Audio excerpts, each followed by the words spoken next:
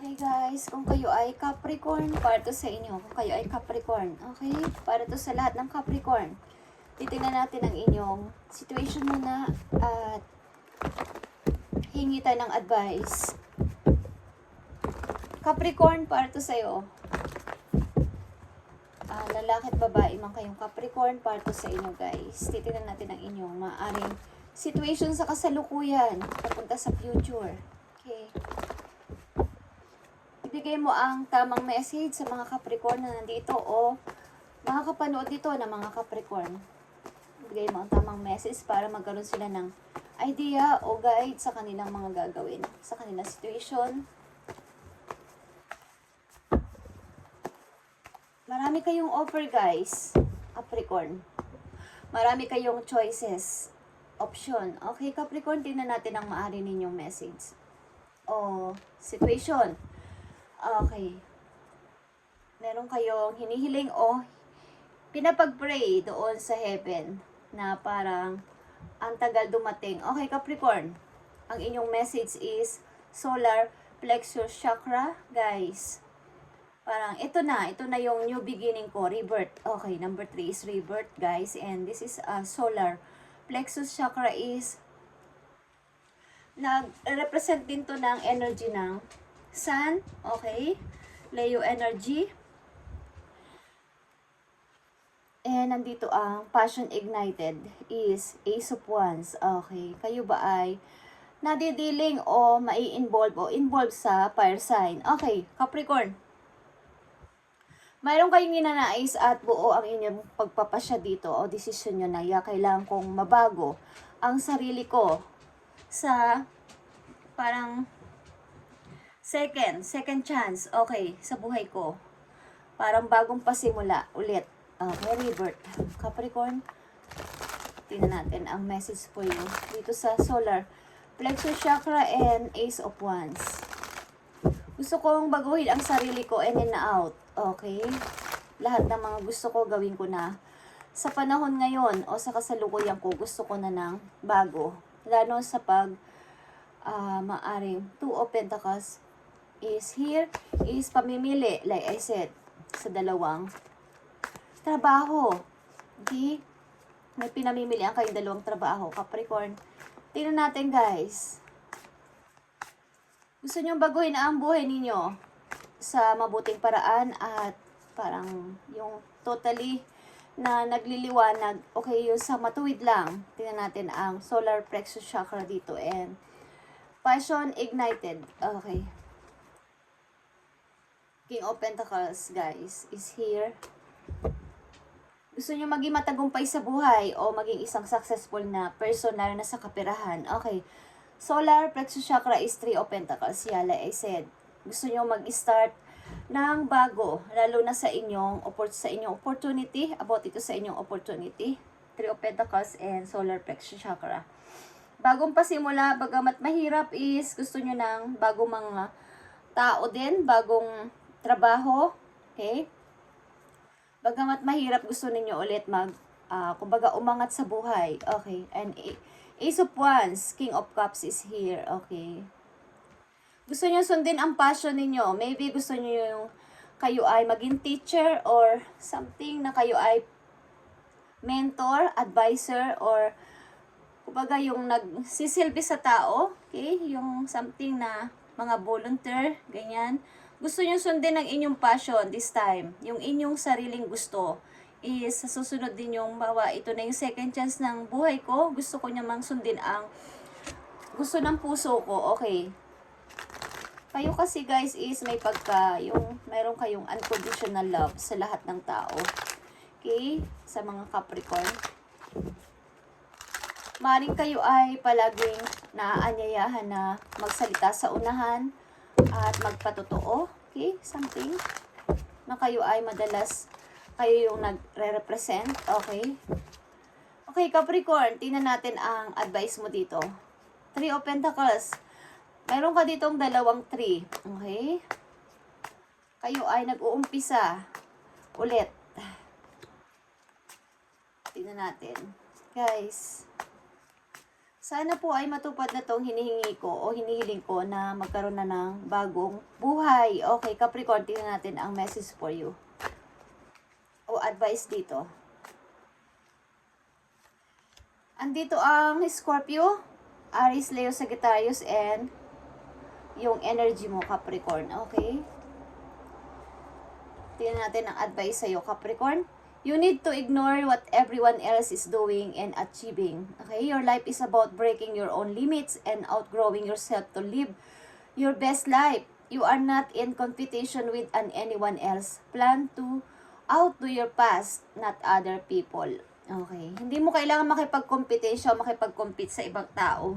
Ang isipin mo sa ngayon o iniisip mo sa ngayon ay sarili mo muna at maging maayos ang iyong buhay sa iyong next na pagpapasimula. Okay. Marami kang plano at maaring tinatalikuran mo na o tatalikuran mo na ang mga nakaraan mo sa iyong past. Okay. At maaring ini-ignore mo ang mga sinasabi ng mga tao sa paligid o i-ignorein mo na ang mga sasabi ng mga tao sa paligid. Okay. At isa pang message for you, Capricorn. Your life is about to start moving quickly in some areas, Capricorn.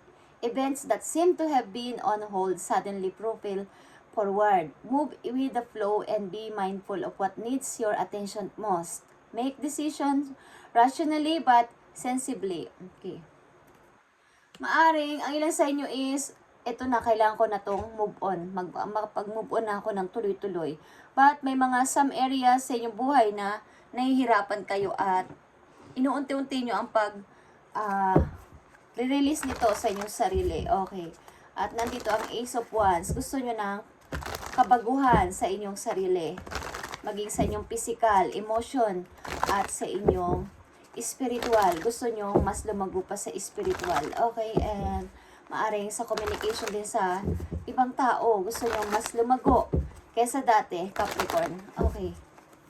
Tingnan pa natin ang inyong message. Andito ang iyong energy, okay? King of Pentacles, Capricorn. Maaring nakatakda ka ditong maging matagumpay sa buhay in the near future. Magkaroon ng maraming ipon at maging, kumbaga, umangat sa buhay, sa sarili mong pamamaraan, Capricorn. Okay, kayo ay nag-i-start ng bago by your own, sa sarili ninyong pagsisikap. Tingnan natin ang message for you, Capricorn.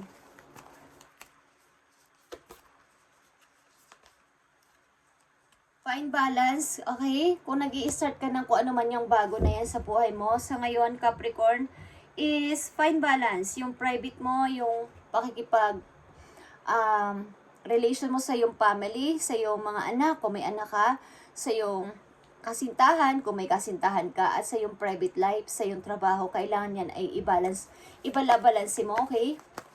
Huwag mong bibigyan ng napakaraming porsyento ang bawat isa. Kumbaga, pantay-pantay lang ang porsyento na ibibigay mo dito para magkaroon ka ng maayos, okay, na pagpapasimula sa buhay. Okay, Capricorn, isa pang message for you. Reflect on your priorities. Okay, yung mga priorities mo lang dapat ngayon ang isa sa alang-alang mo at maging ma-inspire ka sa lahat ng ginagawa mo o nai-inspired ka, okay, sa mga ginagawa mo sa ngayon. Parang tuwan-tuwa ka na ito na yung new life ko, ito na yung bago kong buhay, ito na yung pasimula ng pagiging isang ako, okay? Parang gusto mo is baguhin, bago lahat ng tao, bago rin yung trabaho, bago din yung mga tao. Maaring mag-i-start ka sa ibang lugar. Okay guys, at susundin mo yung passion mo. Maaring gustong-gusto mo yung nagsasalita sa unahan or yung maraming mga nakikinig sa'yo, okay? Alam kung kayo ay teacher, advisor, okay? Tingnan natin, message for Capricorn. Kailangan is balabalan si Capricorn ang private life mo, kasintahan mo, sa mga magulang mo, sa mga anak mo, kung alin man dyan ang inyong situation. Okay? Para to sa lahat ng Capricorn, babae man kay lalaki. And reflect your priorities. Yung priorities mo lang dapat ang iisipin mo sa ngayon. Huwag na yung iba't pang bagay na hindi naman mahalaga. Okay? Tingnan natin ang message pa para sa iyo, para sa mga Capricorn. Obstacle and blocks are lifted, Capricorn. Okay? All your good personal work and your positive energy shift have overcome previous obstacles, and the blocks are lifted away. You will now experience progress and forward movement with your projects. Okay, stay centered and gratitude to ensure that your flow of abundance continues. Okay. Something na yung mga obstacle mo ng mga nakaraang taon, buwan man yan o ano, is na-block na and umalis na, okay, o naaalis na. And positive energies lang ang pinapapasok mo sa buhay mo sa ngayon. And lahat yan is natanggal na sa iyo mga obstacle na yan and mga block. Okay. Nakaka-experience ka ngayon na parang yan, nagpa-progress yata lahat ng mga hinihiling ko. Parang natutupad na ng paunti-unti ang mga pinapanalangin ko. And yeah, stay centered and gratitude and ensure that your flow of abundance continues. Kumbaga, reflect on your priorities nga ang message dito sa inyo na doon ka lang mag-focus kung ano yung inyong nasimulan at wag nang paliku-liku pa. Okay, wag nang kung may nag-suggest na ganito, ganyan ang gawin mo Capricorn is magbabago na naman ang isip mo. Wag doon sapagkat hindi magtutuloy-tuloy ang inyong paglago sa money kapag paiba-iba kayo ng inuumpisahang project, something project, mayroon kayong i-discuss o something na mayroon kayong proposal na hindi ko alam kung magugustuhan ito ng iba, pero tuwang-tuwa silang makinig sa yung mga pagre-represent. Okay, parang ikaw yung nagsasuggest ng idea sa isang company o sa inyong trabaho maybe, at papabura ng amo mo, okay? Or nang nakakataas ang iyong proposal. Okay, Capricorn, at lalago ka sa money. So, reflect on your priorities simula sa araw na to at wag nang paiba-iba pa ng iniisip o plano. Kung yun ang nasimula mo, yun ang tapusin mo para mag-continue ang pagdating ng pera sa'yo. Okay? So, message pa for Capricorn. Isang message na lang dito para sa inyo. Ano man to, advice man to, para sa inyong situation, kaperahan man to, o about sa inyong sarili o sa inyong family. I need message for Capricorn dito. Please send a message para sa mga Capricorn na nandito sa reading at kung sino man ang makakapanood dito ng Capricorn para to sa'yo at hindi ito coincidence. Okay. Tingnan natin. Message for Capricorn. Thank you. Nakikita mo to Capricorn, you have 10 of Ariel is 10 of Pentacles and you have King of Pentacles dito. Ito ay iyong energy. It's all about opportunity of money or business. Kayo ay may uumpisahan maybe o nag-uumpisa na ng isang business. Parang family business, nag-iisip din kayo in the near future na bawa is mag-start kayong ng business na katukatulong o parang nandun din ang mga family ninyo. Di ko alam kung coffee shop or restaurant na malapit lang din sa inyong community or bawa nasa taas ang inyong bahay, nasa baba ang inyong restaurant, okay, or mga something kainan, okay guys, ang nababagay sa inyong business. Okay Capricorn, there is so very much to be grateful for. Financial success in the promise of retirement, a rich and rewarding family life, guys. Ilan sa inyong nanditong Capricorn is magre-retired na at nag-iisip o something na alam niyo yung for good na sinasabi nila pag ikaw ay nasa ibang bansa, magpo-for good na kayo, is kayo nag-iisip na magpatay ng business na pwedeng katulong ang inyong mga kamag-anak o mga ilang relatives dito sa inyong business. Sila yung mga staff, okay, sila yung mga isa sa mga mamumuno or magmamanage ng inyong negosyo, something cafe, okay, is bagay sa inyo, o restaurant, okay na, negosyo, Capricorn, at ito ay maaring gagawin o maaring mas magandang gawin nyo sa inyong sariling bayan o sa inyong kinalikihang bayan, okay, thank you Capricorn and good luck sa iyong papasimulang project at focus, okay, reflect on your priorities at doon ka lang mag-focus at lalago ka sa money promise, okay. Thank you and God bless Capricorn.